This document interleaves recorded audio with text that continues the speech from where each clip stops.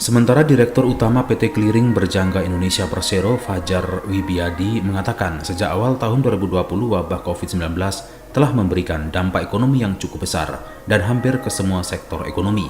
Namun ada sebuah fenomena yang menarik di industri perdagangan berjangka komoditi, di mana saat masa pandemi ini justru terjadi kenaikan transaksi.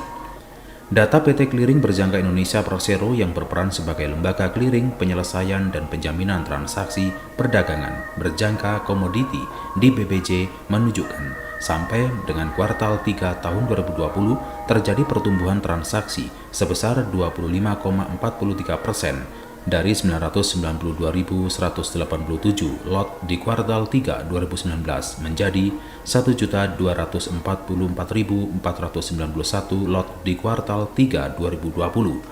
Selain itu, dari pasar fisik komoditas juga menunjukkan tren kenaikan yang positif.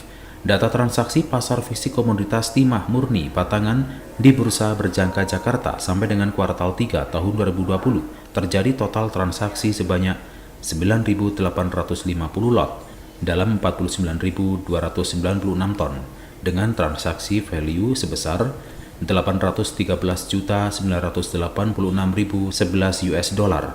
Ini semua tentu merupakan bukti bahwa industri perdagangan berjangka komoditi cukup tahan terhadap guncangan ekonomi baik lokal maupun global.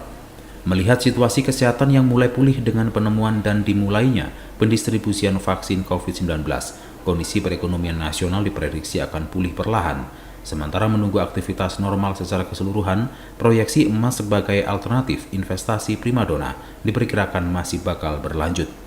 Kepala PT BPF Malang, Andri, mengatakan, kuartal 3 kinerja PT BPF Malang kian mengkilap menutup kuartal 3 tahun ini.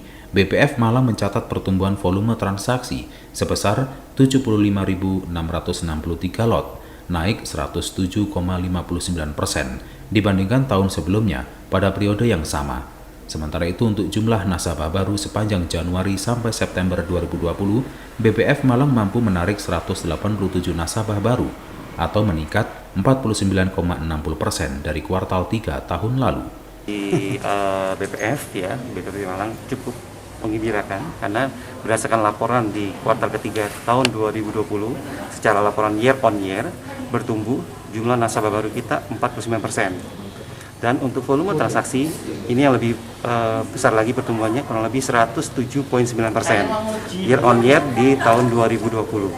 Jadi artinya dengan kondisi saat ini minat masyarakat khususnya Kota Malang dan sekitarnya tentang produk kita PBK ini sangat diminati. Salah satunya adalah kita lakukan edukasi. Dan yang kedua, kondisi pandemi ini makin banyak melakukan work from home sehingga mereka melakukan alternatif investasi. Itu perkembangannya. Dari Kota Malang, Saiful Akbar ATV melaporkan.